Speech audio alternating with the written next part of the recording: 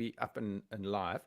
Okay. Okay, so YouTube's going to have a lag of about 10 seconds, but people can ask questions on it. Okay.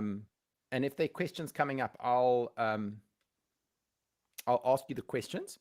Okay. And then what we'll do is, how long have you got before you got to go? You got about 45 minutes, eh? Sure. That's fine.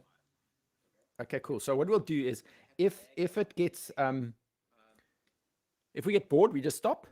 If we carry on, as we wish. Eh? Sounds good. And I'm going to be making a few notes. So that's Okay. just to catch some cool sound bites, etc. So that when we do the editing, we can cut those out. And look, Okay. if things happen, like your phone rings, like the one day I was here and the dog peed on the mat, so I had to quickly stop and carry on. So we'll just Yeah, roll with what it I goes. locked my dogs out. Otherwise, they'd be all over me. So we should be good. Okay, cool. So I'm going to do the countdown, and then I'm going to just do a little introduction, and then we'll Okay. take it from there. Okay. Sounds So, good. ladies and gentlemen, welcome to the last episode of season 1 of the Rhinoplasty podcast. What an adventure it has been. We've had 6 months of interviewing some of the most dynamic people around the world. And in this month, in the month of August, it's everything's about preservation rhinoplasty. And we're really chuffed that it's brought to us by Comeg. They're this very cool French company who make the piezotome. And if you listen right to the end of the podcast, I'm going to give you the contact details for the person you need to email to get a whopping discount on this. So that's our little background for today. And today is literally the cherry on the cake of a podcast that's gone around the world more than 30,000 times to more than 70 countries. I've been so honored to have the most incredible people to talk to about rhinoplasty, about their life, about what makes them tick. And the cherry on the cake is all the way from California, Dr. Kosins. Welcome to the show. Thank you. I've never been called a cherry before, but I'll take it. Dude, you're the cherry, man. That's your Yeah, new there you nickname, go. maybe. So, Aaron, tell us, before we get into rhinoplasty, Sure. what made you decide to go into this speciality that we're so passionate about? Oh, so when I was in medical school, I actually wanted to be an orthopedic surgeon. And you kind of end up doing what the people that you like do. And it turned out that the residents that were orthopedic surgeons, the hospital I worked at, they were just I don't know, they were kind of nerdy, just I just didn't get along with them very well. They just weren't really my kind of guys. And so there was a general surgeon I worked with. He said, you should go work with the plastic surgeons, they're super cool. So I did like a 2 or 3 week rotation over Christmas break and just fell in love with the people that were in that program. And they were the most amazing surgeons I saw. I mean, they were just so talented, and the things that they were doing, I said, I want to be like that. And so that's how it happened. And then when I was in my residency, we spent 6 months at this one surgery center, and Roland Daniel worked there. And so going in, I was really interested in rhinoplasty, and I had this opportunity to work with who at the time was, probably one of the 3 best guys in the world.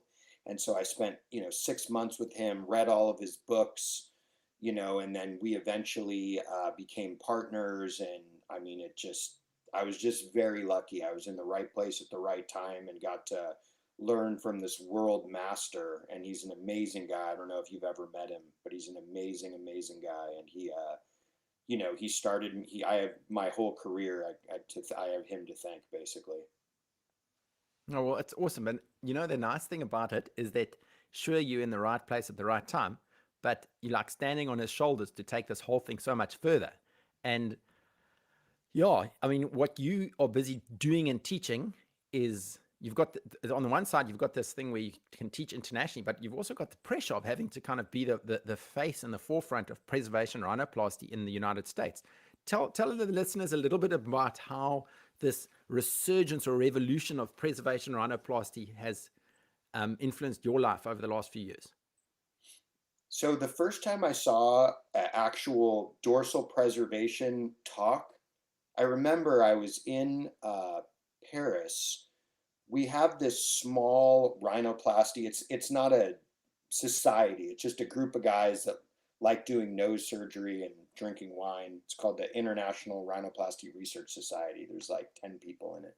And so we had organized this meeting in Paris, and Gerardo from Brazil gave this talk. Now, at the time, I didn't know what he was doing, but he was basically doing a caudal procedure. And so, he's showing these videos, and me and Rollin were sitting next to each other, and I said, that is the craziest, dumbest thing I've ever seen. And he said, yeah, that's insane. We didn't know what we were looking at. And so I just didn't even know what it was. And then maybe in about 2015, Rollin went to visit Yves Saban. They've been friends for a long time in Nice.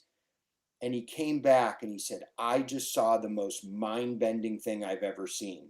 And he started to describe what Yves was doing. He said, this is the future. And this was in his last maybe 3 months of practice. He was still going around the world, learning this stuff. And then in, I think it was April of 2016, I arranged a trip to Napa Valley. And it was me, Rollin, Yves Saban, Charles East, Olivier Gervaux, Milos Kovacevic, and Guxel from Turkey. And so there was like 7 of us. And so because I had arranged the trip and I was the new inductee into the society, I had actually arranged every morning we would give rhinoplasty presentations. And so it was like 2 hours of rhinoplasty in the morning, and then we'd go drink wine all day. And so I tasked Yves with talking about this thing. And so we sat there, and for like 2 hours, he gave this presentation, and we asked a bunch of questions. And I think he'd been presenting this stuff for a decade, but nobody just understood what he was doing. And so, we talked about it, and we thought about it. And then I drove Yves to the airport, and, Rollin was telling me, you need to do this, you need to figure this out. And so, I drive Yves to the airport. I'm asking him all these questions. And then I thought about it for like 6 or 8 weeks. And then finally, I just found what I thought was the right patient, and I just went for it. And, and then I spent 2 years trying to figure out the surgery with all these guys, because at the same time, everybody kind of went home, and we started talking about it, and messaging about it, and emailing about it, and having these meetings about it. And around the same time, Barish, from Istanbul, had gone to Budapest, because that's where Peter Palhazi does all these different dissections. And so they were doing a different thing. And then Yves showed Barish, how to do this on a cadaver, and Barish just freaked out. And so he went back to Turkey and started doing it. And then, Valerio Finocchi picked it up in Rome. And so at the same time, we were all, starting to do this and asking Yves thousands of questions and talking to each other, and just little by little figuring out how to do the surgery. And then it just, we started, having meetings and, writing the first articles on preservation rhinoplasty. And then, of course, the 3 volumes of the book. And so it followed the same path that piezo surgery did. When Olivier and I, and Rollin wrote the first paper on that.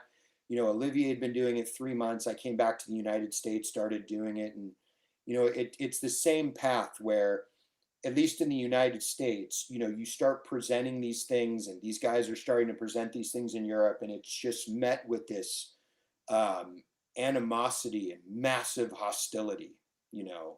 This is dumb. It doesn't make sense. It's dangerous. Why would you? I mean, just the whole thing. I mean, in the United States, I was presenting these things for 2 or 3 years.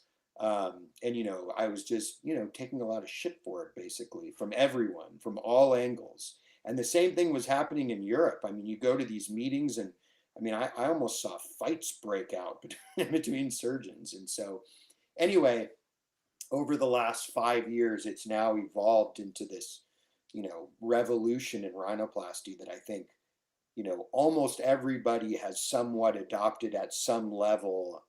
And so it's been interesting, because again, I watched the same thing happen with piezo surgery. It's just this hostility towards a new idea, especially when it's coming from young people.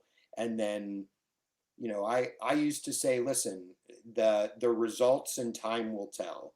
And so if the results are good over time, people adopt things. And so what I really learned from everything is you got to be really open to new ideas and when people present things at any level, because um, you know they can be really inspiring. I don't know. Yeah, Hopefully that answered the no, question. that's fascinating because I've actually interviewed almost all the people you mentioned, and poor old Eves. I mean, what a man! 20 years of preaching until somebody finally got converted, and now the whole world's been taken by storm. Right. Yeah, no, Eve was out. The thing is that these operations are being done in Mexico and Brazil for a really long time, but they're doing, this coddle or spar technique. And that surgery, which I do a lot, is extremely complicated and very difficult to understand. And the learning curve is not fun. And so it makes sense to me why that initially will not catch on. But what Eve was doing was much simpler to understand, much simpler to execute. If you didn't like what was happening, you could convert to what you have always done.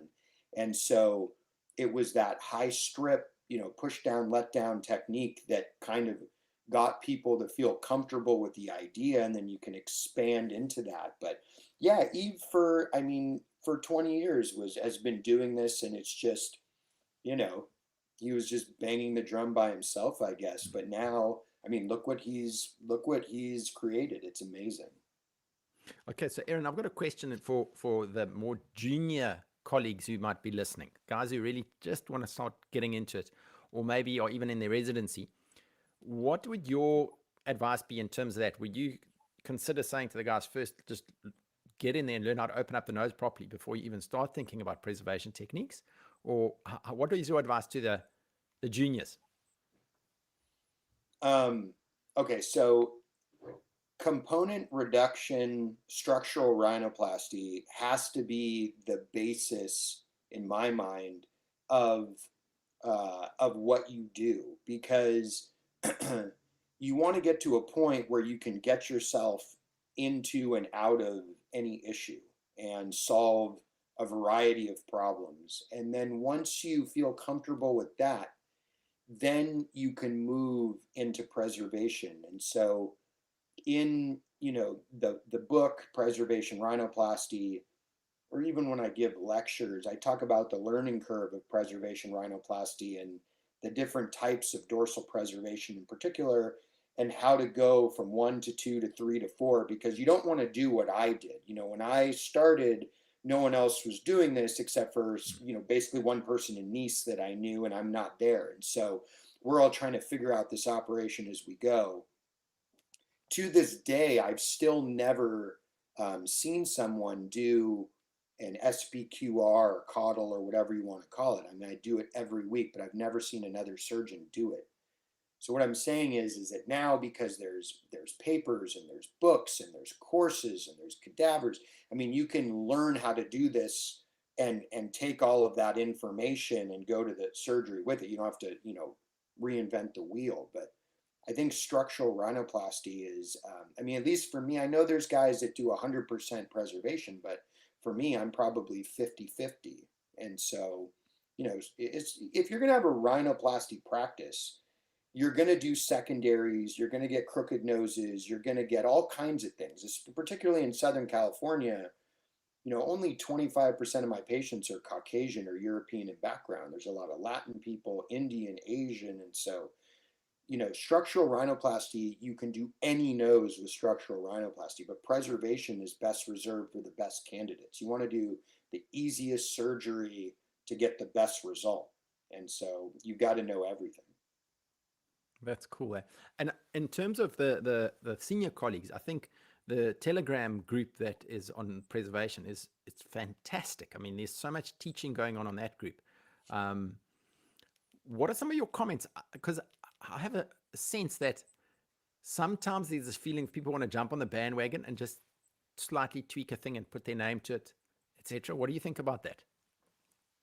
So I'm very comfortable in admitting that I've never invented anything. And most of us have not. Anything that you think that you've thought of that's unique, you go back one generation and over one language and it was already described.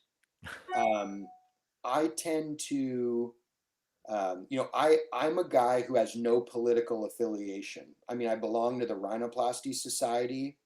Um, I present there every year. I'm not on the board. I've never been offered a position. I don't have, I'm apolitical. I don't care because I love rhinoplasty. It's my passion. I do it for me. I like teaching it, but I don't need to put my name on anything. Um, Even I remember when I was doing preservation, and I started doing cartilage preservation on a lot of Latin patients. And I thought, wow, it was something that my mind came up with. But you look back and, Ishida's been doing it since 1999 and his son's described it. And Miguel over in Portugal is doing, it's the same thing. So, for me personally, I putting your names, it's an ego thing, right? It's like when you go to a meeting, right? There's only three reasons to go to a meeting if you're presenting. One, you're there to learn something, right? Two, you're there to see your friends. Or three, it's your ego, right? So for me, when I go, like I love Enrico's Bergamo meeting. Every time I go there, I learn something. I learn something new. But a lot of the guys that are teaching at these meetings, people are giving talks and they're not even watching. They're playing on their phone. They're working on their presentation. And so why are they really going there? It's some sort of ego. And then you see people presenting the same presentation. There are guys that I've been watching giving the same presentation since I was a resident. So I've been watching for over a decade. The same patients, the same technique. It's like I don't understand that. I mean, if you're going to teach, then just and if there's any evidence to it, but trying to put your name on every little thing. I mean, I think that's just an ego thing. I mean, when I think about the things that are unique, like when you talk about Barish's polygon tip plasty, right? That's that's Barish Checker's unique dissection, understanding of Patangi ligament complex, using a lateral curl steel and a strut to do something that is his idea, that is his mind, that is his operation, that is a truly unique thing. But just look at the septal extension graft. I mean, there's 10 different variations with 42 different names, and it's all been done before. That's not unique. And so that's my opinion on it. That, as rhinoplasty is the most humbling operation, right? Some days you go to work and you go, oh man, I am so good at this. And then the next day you go to work and you go, what happened? I suck, or whatever it is. What happened there? And so, you gotta hold that with you. Oh, no, those are great comments, eh? It reminds me of one of the comments I love Rod Rorick said. He said, hey, Cameron, everyone's world famous on their own website. Yeah, that's right. That's right. Yeah. Sure. Okay, so it's so interesting that you say to me about 50% of the surgeries you do are actually preservation. So the next question is also in terms of how many rhinoplasties do you actually do? Because I remember Wolfgang got quite psyched up about this, saying, but Cameron, you have these guys who say they do 500 rhinoplasties in a year. Do they not sleep at night? So I'll be interested. I mean, you are solely rhinoplasty practice. Basically, And, yeah. and how much are you operating a year? So if I'm in town, I typically do about 8 to 10 surgeries a week. And so, what does that equate to? Probably 350 rhinoplasties if I was here, every week. But I'm not. I like to go on vacation. I always take, 10 days and go work at a winery in Napa. I'm, going to France for a couple weeks. So, it's 300 plus. And at least for me, in the next 5 years, I'm actually going to slow that down even more because, Mm, at one point in my career, I wanted to do as much as I could all the time. But, you know, my, you know, my days of doing 3 rhinoplasties a day, I mean, I don't really want to do that mm, sometimes. mm. So, No. like last week I did, 2 on Monday, 3 on Tuesday, 1 on Wednesday, 1 on Thursday, 3 on Friday. That's a lot. That's Yeah. just so much, Yeah. and then I come home on Friday, and I'm like done. And Yeah.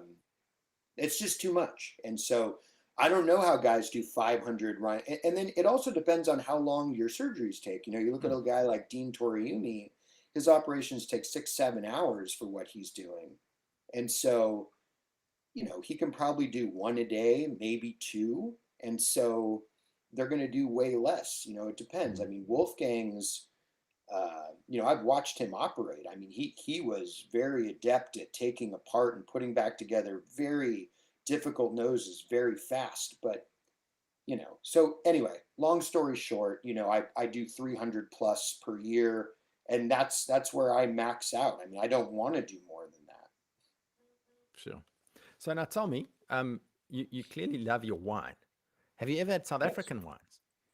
yes, not that many though, not Okay, that many, well, but I have. we've been toying with this idea with the rest of the IRS guys to have a rhinoplasty wine tour to South Africa. So I hope we're going to do that with you guys one day. And tell Yeah, me when the this other one of your COVID other passions. situation, what's that? I say one of your other passions is surfing. Tell us a little bit more about that. So I grew up here in Southern California and also in Hawaii. And the town I grew up in is very well known for surfing. It's called San Clemente. And so, where I grew up in most of the United States, being on the football team, it was like being on the soccer team if you were in England. But where I grew up, being on the surf team was the big deal. And so I've been surfing since I was, I don't know, probably 6 or 7 years old. And it's the same thing as when you're doing surgery. You go out there and you don't think about anything else. You're in the moment. And I mean, I love that. I love being in the water first thing in the morning. There's no wind, there's no one around, just the calm sea. It's just something you become addicted to when you're young, and then it just doesn't, it never goes away. And so yeah, I mean, the waves are good today. So after we get done talking, my Yeah, wife we're has gonna something she's doing. And we'll so, get you out there. yeah. I do a lot of whitewater kayaking and also surf ski paddling. So I love being out in the ocean and being out in nature, etc. So Yeah, but you Aaron, have you tell have me big about sharks in South Africa. proper. We just down the road from J Bay, where they have the Billabong Pro and Right. And lots of big great sharks. whites. Yeah, no, thank you. Yeah. So tell me, what has been your worst experience ever in a rhinoplasty and why? Worst experience ever. Um, Gosh. I mean, I've had so many. I mean, if I'm being very honest, Yeah. I've had every problem you can possibly have because, the most I've said this before, the greatest things I've ever done have been when I've been the most uncomfortable.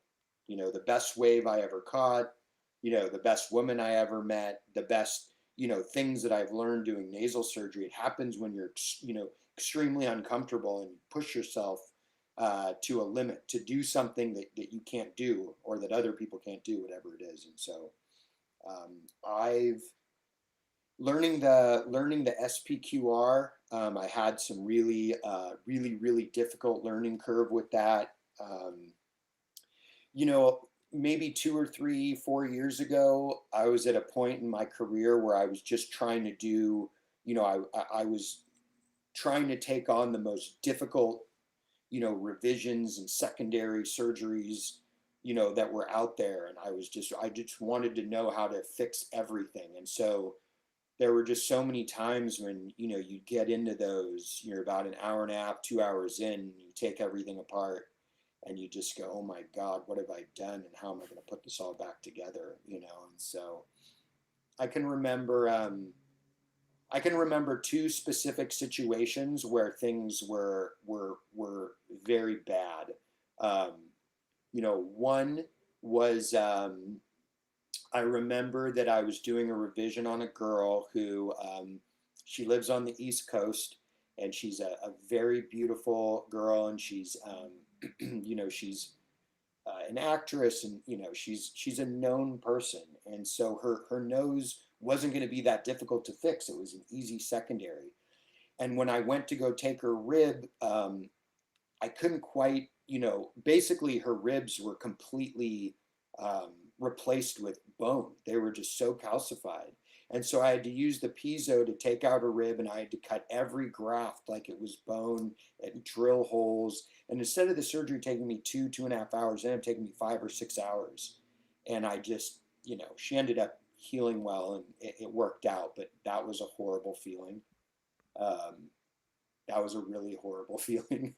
And learning the SPQR technique, I had some real issues because I was doing the high strip, and the flattening techniques can actually be very detrimental in low strip. I just didn't understand. And so I had 4 or 5 experiences that were bad. And then my last operation before COVID, I opened a girl's nose who'd had multiple previous surgeries, and I split the right upper lateral off the dorsum, and I was looking at a hole about this big where she was missing lining, like, 3 centimeters by probably 17 or 18 millimeters. The lining is just not there. And so, it's experiences like that where, and I remember because I was doing that surgery, and then that night I was leaving to Dallas to go to Rod's meeting because we had combined our preservation and the Dallas meeting. And so, I was, anyway, so it's just things like that. I mean, it feels really bad, but you figure it out. And Mm. that's kind of the fun of it. What about you? Yeah, What's your yeah, worst? that What's your that worst meeting was story? my most expensive rhinoplasty of my life, because I took a week off the practice to go and hang out with Rod and Spencer and be at the course. And halfway through our first rhinoplasty with Spencer, the hospital manager came in and shut the theater and said, COVID's closed. So I had to get back on the plane, fly back to South Africa, and then I had to isolate for 2 weeks. So for 3 weeks, I had to pay to go to America, 3 weeks of no income, one rhinoplasty. Oh, Right. it was terrible. Yeah. Brutal. And what about your best experience in rhinoplasty?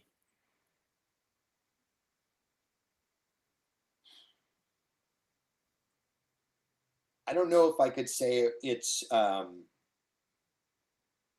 don't know if I could say that one thing was the best that I can remember, but I remember when Valerio had shown me a couple patients where, and Eve, they showed me patients where, it was a nose that if I were to have seen it 4 or 5 years ago, the way I would have done it would be so difficult. And they showed me these surgeries where they were essentially fixing the whole nose by doing everything inside, meaning no dissection of the tip, no dissection of the dorsum, just moving the foundation of the nose around. And I remember the first patient I did like that. And so it was a surgery that in the past might have taken me 3 hours. And instead it took 40 minutes and turned out so much better. And, it's when those things click. I remember the first time that I did a push down, and it actually just, that I remember the first time that I did a high strip push down. I remember I was working with my scrub tech named Brianna, and she actually Rollin trained her, and they worked together for 10 years, and I've worked with her my whole career. And I remember when I made that cut, that high cut under the dorsum, and I had this horrible feeling of like impending doom and back pain, and I like sat down, and she said, you can fix anything. You're going to be fine. She's like talking to me, right?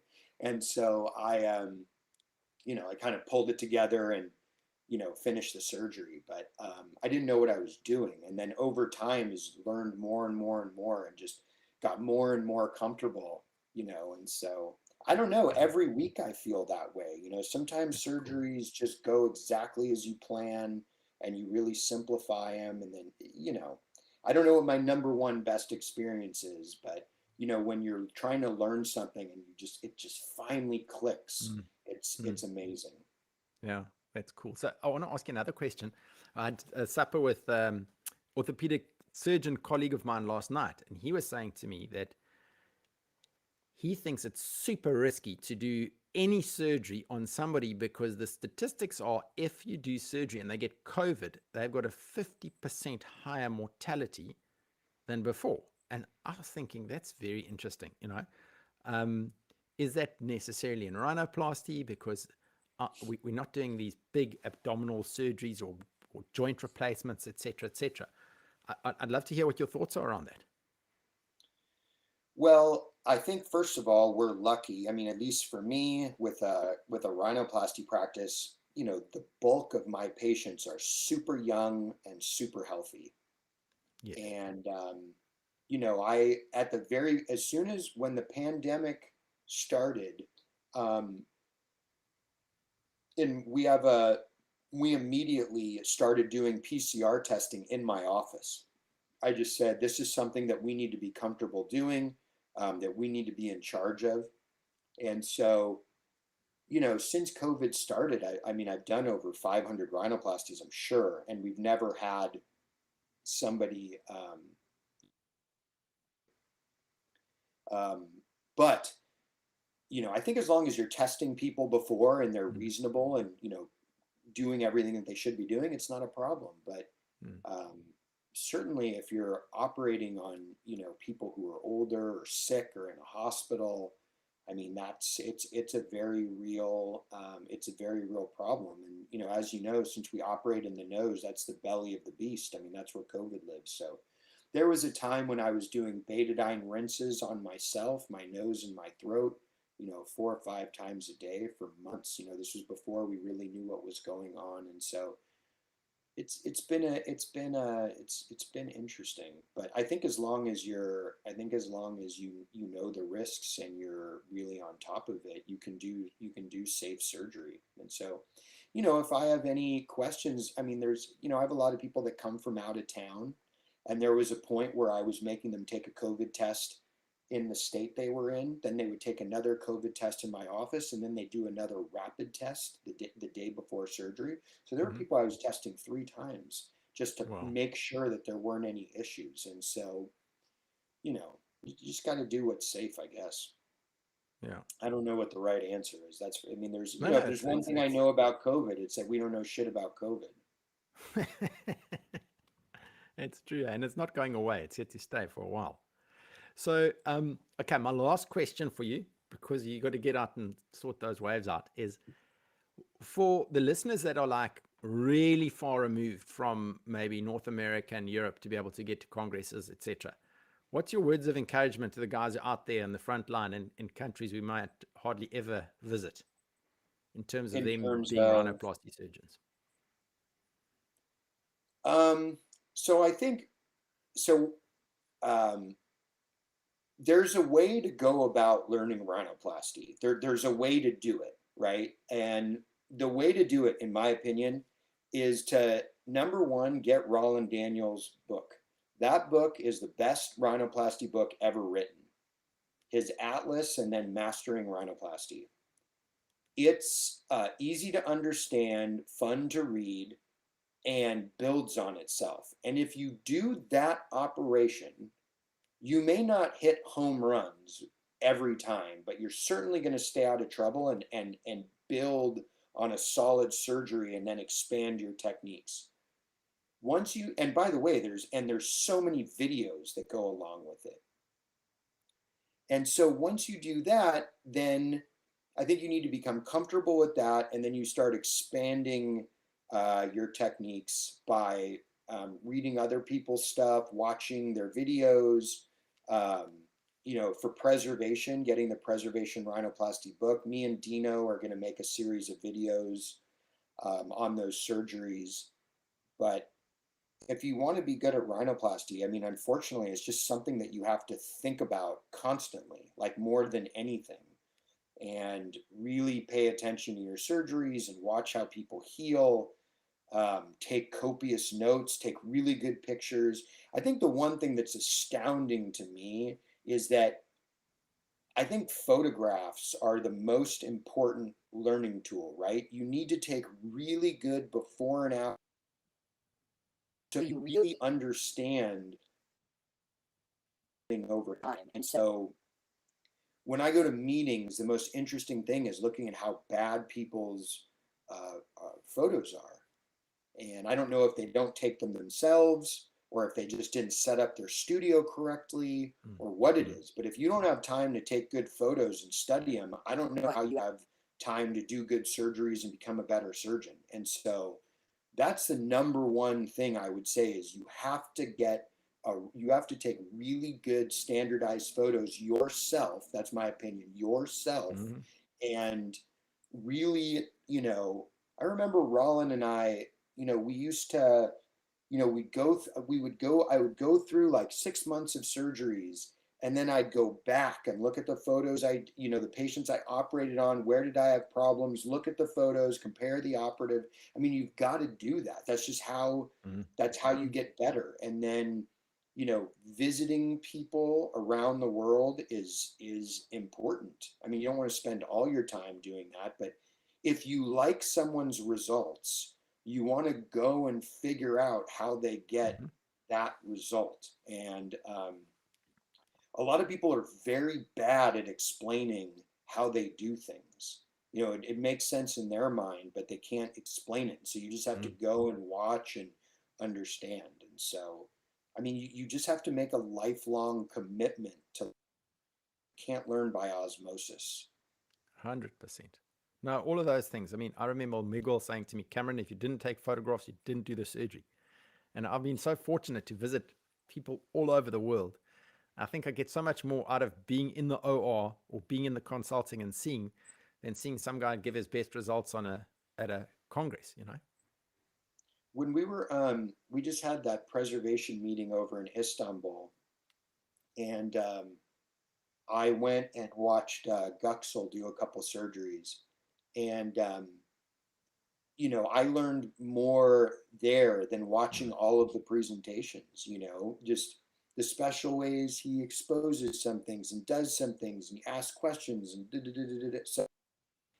I remember when Barish came to New 7 or 8 years ago. He barely spoke English and talking about things, trying to understand what he was talking about. And then, I've been to Istanbul so many times and watched him operate, and it took so long for so many of his concepts to click in my mind for me to understand them. They're complicated, and what's going on in someone's brain sometimes it's very difficult. And so, like I said, if you want to be really good at rhinoplasty, you just have to think about it constantly. And I always encourage people, give presentation. If you want to really understand something, give a presentation on it, give a talk on it, and then write an article. I mean, if you write a peer-reviewed article that gets accepted, you understand what you're talking about. And Rollin always forced me to write all kinds of stuff, and I say forced because he just constantly was on me to do things, and it really, really helped because it solidified all the things that I was thinking about in my mind. You got to put it on paper and organize it. There's going to be a paper coming out in PRS that myself, Dean Toriumi, and Milos Kovakovic wrote, and it was interesting because you have Dean trying to explain like his thought process for how he's doing these operations. And so, his mind is obviously working at some level that 99% of people will never ever ever understand or attain. So I'm reading this stuff, and I was helping to organize and write things in a way that this would actually make sense to people who are just reading it for the first time. And so those are so helpful.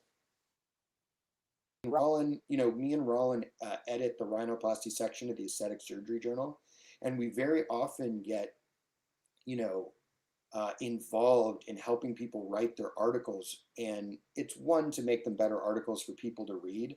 But man, I learned so much just from, taking a like kind of a more raw manuscript, asking a bunch of questions, trying to figure out like, what are you actually trying to say? How do you present this information? And yeah, I mean, it's just something you get really into. I don't know Awesome, how man. to explain it. Yeah. Aaron, listen, it's been great chatting to you, man. I think on behalf of all the listeners around the world, thanks for taking your Sunday afternoon away from the waves and just sharing your heart and your passion. It's a breath of fresh air hearing how humble you are about this stuff, and it's stuff you just enjoy doing. And, so yeah, on behalf of the listeners from around the world, thank you very much for your time. Absolutely. Yeah, it's been a lot of fun. I look forward to in person one day. No, we're going to get you to South Africa. I'm going to come to California.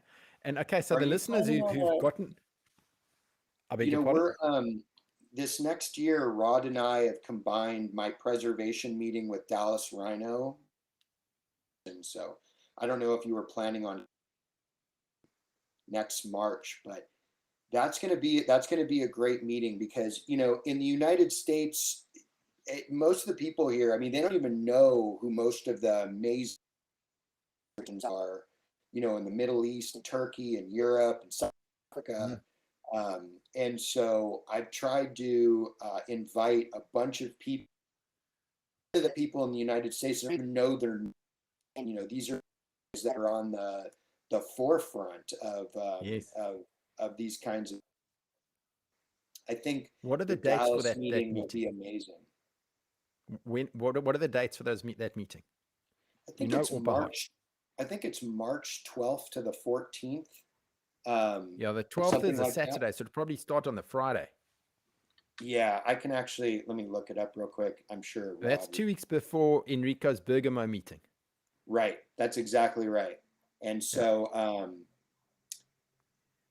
that, I mean, it'll be a great meeting. We have, because again, I tried to invite a bunch of people that, at least the Americans or people from South America and Latin America, so Barish is coming from Turkey, Gutsel's coming from Turkey, Valerio's coming, Brilliant. Eve's coming, Pete. So I mean, we invited a bunch of people, and they all said yes. So, and then there's also going to be that huge cadaver course, and so I'll be having Eve showing his high strip pushdown, and Valerio showing his SBQR, and Peter doing the anatomy, and probably have Dino Eliasnia doing the closed tip surgery, and so. I mean, I think it's structure meets preservation, and it should be it should be really good. And Rod's done he does a great job of organizing that meeting, and so we really programming. And so one of the other things for so normally when you go to a meeting, right, that person says, Aaron, what do you want to talk about? You send in your 6 topics. So I'm not that nice. So when when the guys come, I kind of say, this is what I want you to talk about. So I don't have that presentation. So I understand. So for example, Barish one time showed me this like it was, I don't know if it was a presentation, it was just something that he made on tip projection. And it was like the most brilliant thing I'd ever seen. And so we had some sort of online meeting. I was like, you have to present that. That's so amazing. And so anyway, you force people out of their comfort zone a little bit, but they end up, talking about these things that they really understand. They've just never made a presentation of. So it should be pretty cool. No, that'll be great. I really hope. It's going to be 2 years since COVID hit, eh? So I hope that people are saving up now because, guys, those are 2 of the most awesome meetings. But in 2 months' time, we're having our own saucer meeting in South Africa, thanks to Rod telling me to start the society. And we've got Olivia and Miguel actually doing live surgery. So that's going to be pretty cool. Looking forward to that at the Olivier and end of Miguel. October. You said Miguel, Olivier. yeah, they're coming out. They're going to do a safari and have some wine to drink as well. And then we're operating and we're talking at the meeting. So all around, it should be a good time.